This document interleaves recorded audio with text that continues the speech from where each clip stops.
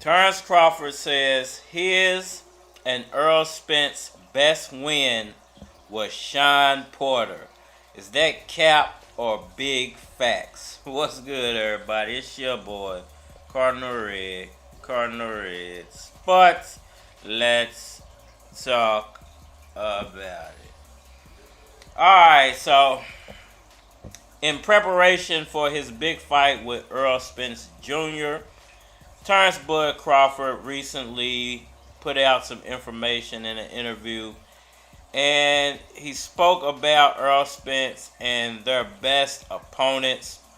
I wanted to give my deuce on what Bud had to say and break that down for whoever's listening. Good, do a great performance. You know, I'm not going to say a knockout, but hopefully he ended with in spectacular fashion with a knockout and excite the fans and get them ready for when I put on the show on the 29th. Alright, so Shawn Porter, you know, I think it's kind of funny that he mentioned Shawn Porter as, you know, his and Errol Spence's best win, because I don't think that was his best win. I actually think his best win was most likely the Jeff Horn fight, because that made him champion.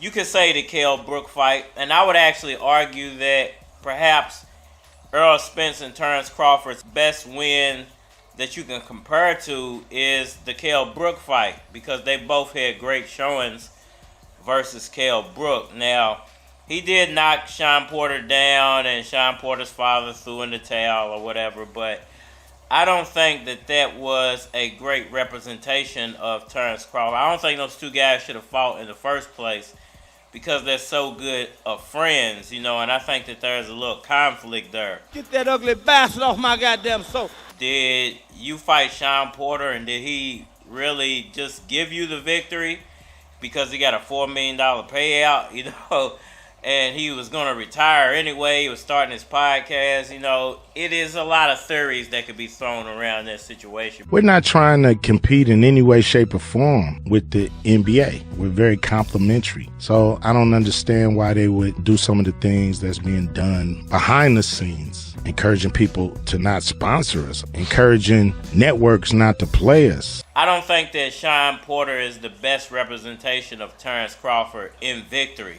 I definitely say that the Kell Brook fight was a great fight, and he took apart Brook. You know, it was actually a back and forth fight until he kind of took over the fight and took Brook apart and made him stop the fight. But if the Jeff Horn fight is what made you a champion, why wouldn't you say that the Jeff Horn fight was your best fight? I think he kind of pulled Shawn Porter out because he wanted something to compare himself to Errol Spence to. You know, say that 10 times fast.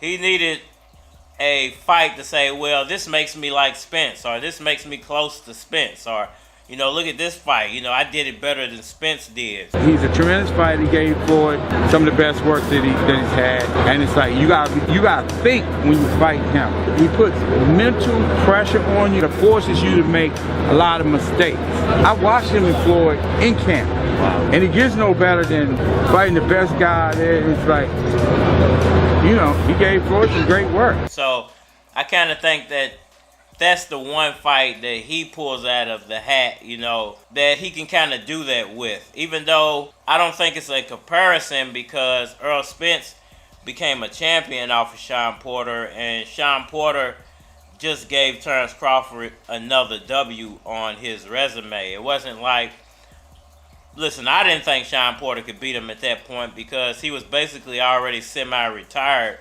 So I didn't think that a very active Terence Crawford was going to lose to a semi-retired Shawn Porter. You know, I just didn't see that happening. It's going down tonight, baby. Strawberry. Ooh. A lot of people said they felt like Shawn Porter could have beat him. I don't think so at all. And when it comes to Errol Spence's best victories, you know, you could say Kell Brook was his best victory. You could say Lamont Peterson was his best victory. I really like Lamont Peterson. I think he was a great fighter, and I think, you know, Errol Spence took him apart. But the Kell Brook fight made Earl a champion. You know, the Udanius Ugas fight was a good representation of what Errol Spence does. He broke Ugas down, very big welterweight, very big guy, period. And Errol Spence took him apart. Now, I don't think Terence Crawford would have ever pointed to that fight, simply because if he would have said something about that Ugas fight, then whoever he was getting interviewed by most likely would have brought up the fact that Terence Crawford lost to Ugas.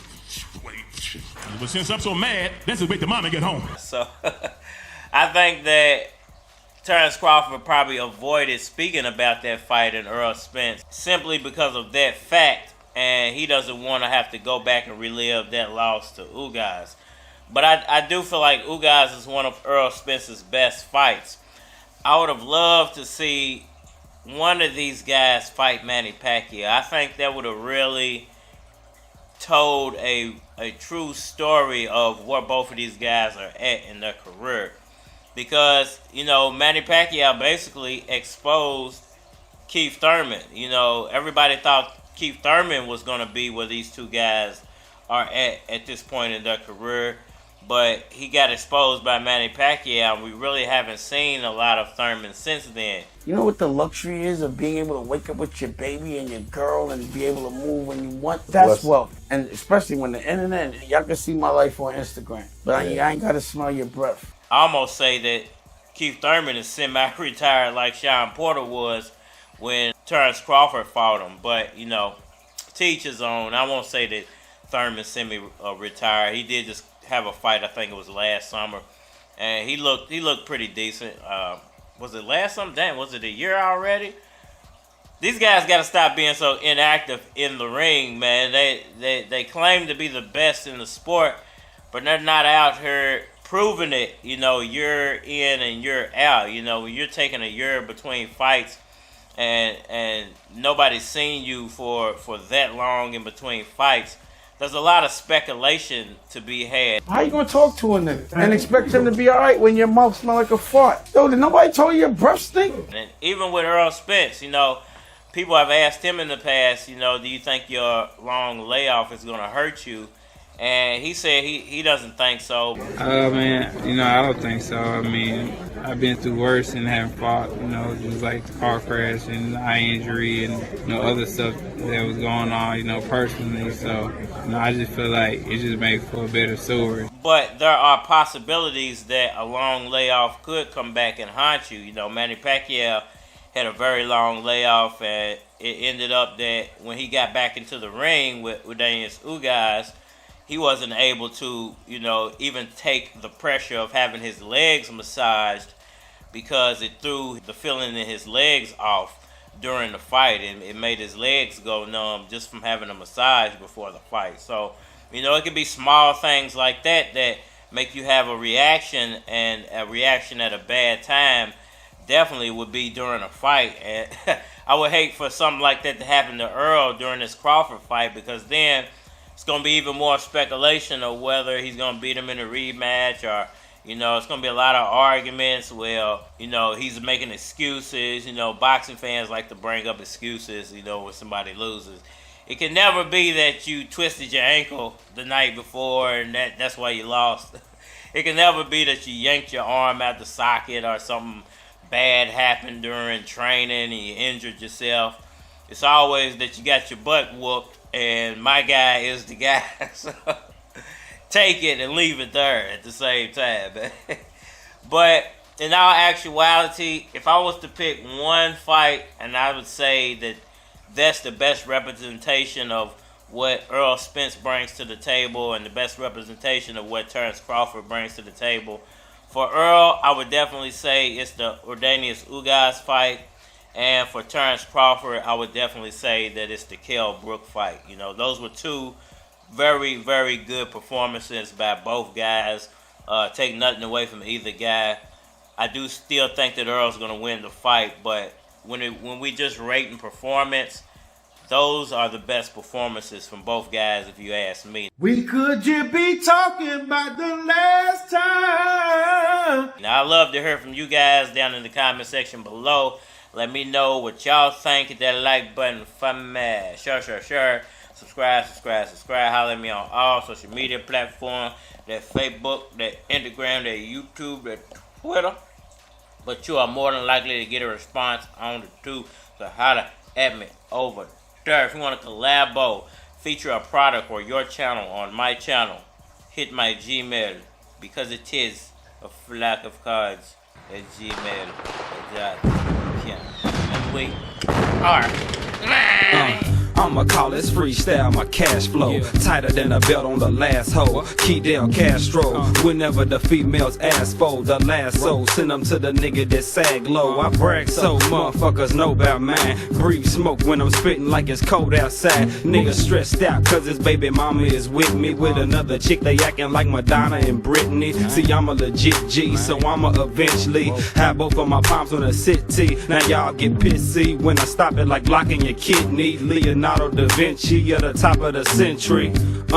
Flow so artistic. Y'all niggas been the same for years like Bart Simpson. So you can't politely bite me. Now who you know is nice is Mike T.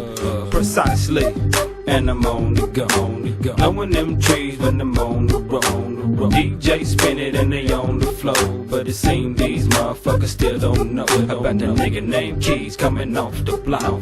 Still spitting hot flows off the top. Got the girls in the telly getting off the chain. The nigga named Lewis Keys finna change the game. You want beef? Prepare for the devil. Put a dot right on your eyebrow like Ern Neville. It's a purring, I'm a rebel. Knock you off, break bread with your parents to settle. Out of court, every forgot me all out of sorts. Up north, they wetting up them new ports. But down here, they putting syrup on blacks. That city county merger got the sheriff on your back, along with the LPD. Still see me sitting low, getting blowed in the LTD. With a thick chick looking like Diamond's twin. With the ginger ale mixed with the lime and gin. Shit. See, I'm pepper with the words. I'm sick when I'm sober, even better off the herb. You get wet up on the curb if that's what you deserve. From the ghetto to the birds, what real niggas prefer. Young Keys, and I'm on the go.